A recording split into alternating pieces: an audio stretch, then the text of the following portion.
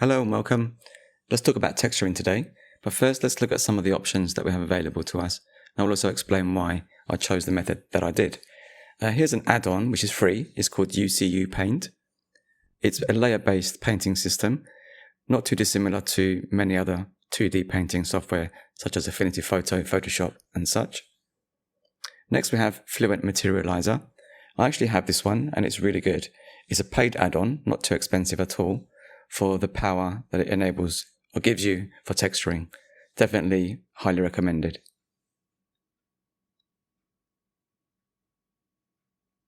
Next up we have 3D Coat. This is a standalone software. It's not part of Blender. It's a paid software, of course, and it does much more than just texturing. You can also do, as you can see there, live booleans and modeling. Sculpting, VDM support is there, of course, as you can see there in the background. It's a very powerful piece of software. It may look a little bit, overwhelming at first. I should also mention it's got a great plugin and bridge to Blender. Next up is the awesome Marmoset tool bag. I actually have this one. I've played around with it. It's really cool. It's got an excellent real-time renderer built in and also a renderer, a standalone renderer built in as well. Highly recommended, that one. Also paid software. And finally, we have the Substance Painter, of course. Everybody is probably familiar with this.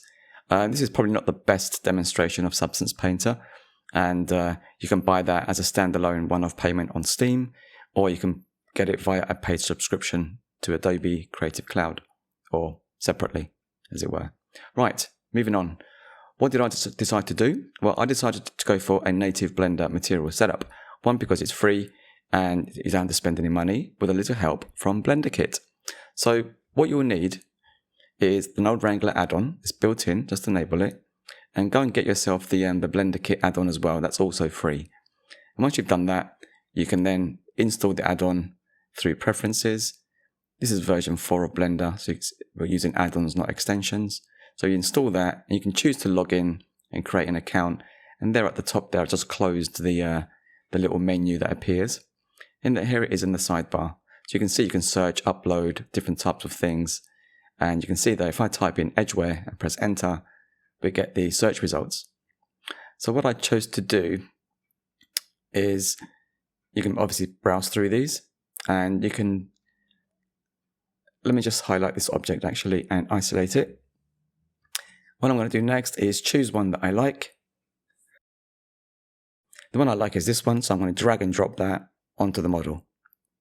And once it's loaded, hit render in the viewport, or in a second I will, but you can see there that's the shader that I've just downloaded.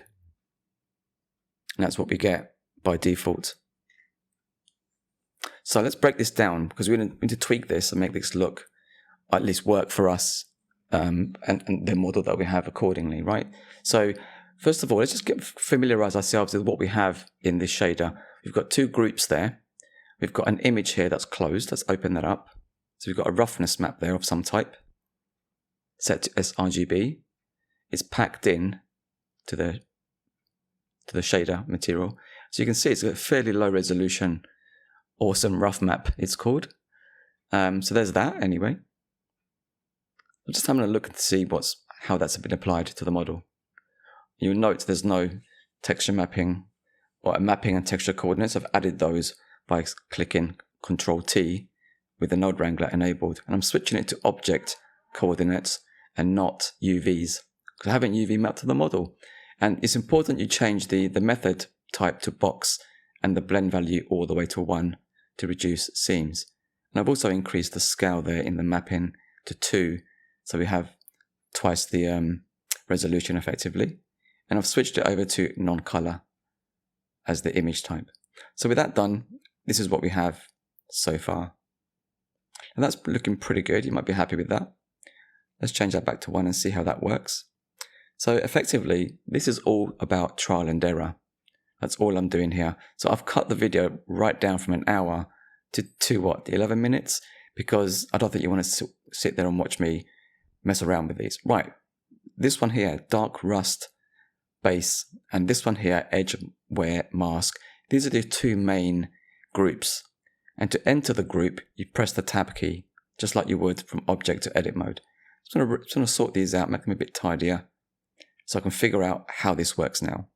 So we can see here we have a grunge material, and that's what that looks like. And again, that's embedded. I'm going to switch the mapping coordinates or the texture coordinates to object, and again, use the box method and blending set to 1. You can also change the scale if you so wish. You can play around with these all the time, right, until you get the look that you're happy with. So with that done, what else do we have here? Let's click back here and see what this is doing. Take that out. So let's go back to our main shader, which is the Cycles Red Rusty Edgeware. So I'm just toggling that on and off. And now I'm going to go into the dark rust base group. And here we're presented with 5 images. A couple of, a normal map and a bump map. And a mix node, or a color mix node right there. So here at the top we have an ambient occlusion map, which is this one. And that is set to non-color, which is good. I'm going to switch that again to object coordinates and change all of these one by one to box as our projection method, and the blend value to 1. I'm going to space these out a little bit more to let these boxes grow. Right, back to where we were, so let's put that back to 1, or to 1. That's the diffuse, you can see there, sRGB. So I'm just going to check all these are correct. And I recommend you do this if you're using something from a material from Blender Kit. Just go through and see how it works, how it's been put together, and make the changes that you need to get the result that you're happy with. Let's continue. Here we have a normal map. Non-color data is correct. I'm going to change that to box and blend 1 again, and the same for the bump map. That's also set to sRGB, but perhaps we'll change that, I'm not sure.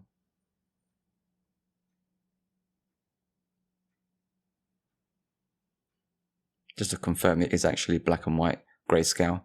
Once I've done that, I change it to non-color. So let's go back to this one, untick that little box there. And let's go back to our group as well. Now here obviously you can go and change the strength of the normal map and the bump map. So I'm just going to quickly do that before I head back to the main shader and see how that looks. So the strength I'm going to take down to 0.2. 0.3 looks good. Let's go with that. That one's, I'm going to change the strength to 1 and change the distance to 0.01. Which I believe, so I'm told, is the better way to do it. Change the distance and then tweak the strength to suit the look that you're after.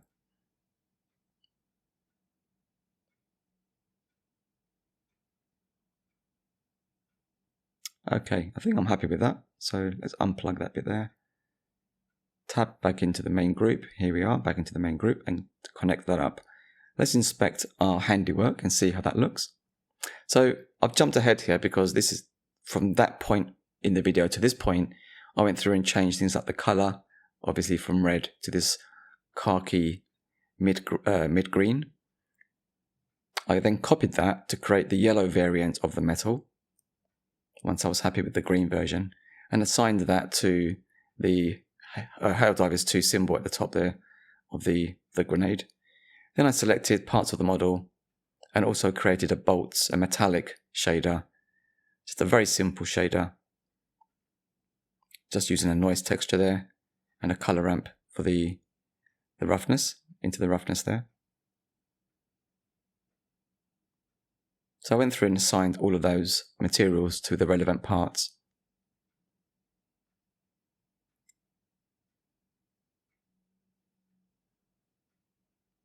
And finally, I went through and assigned the yellow metallic material to the bits that I needed to. So at the end, here are the screenshots for all the materials and their final settings. Feel free to take a screenshot and change these settings to suit your look and feel. I should mention this setup, material setup, the edgeware one, is very scale specific sensitive. So if you scale the model after the fact, you probably have to go back to your material and change some of these values.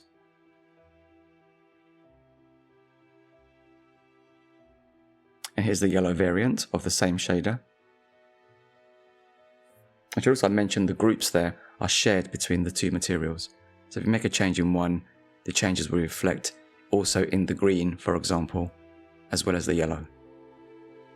So there you have it, guys. Thanks for watching. I hope you learned something. Use BlenderKit, it's really cool, saves you a lot of time. I'll let this play out and join me in the next one. For now, take care. See you later. Bye bye.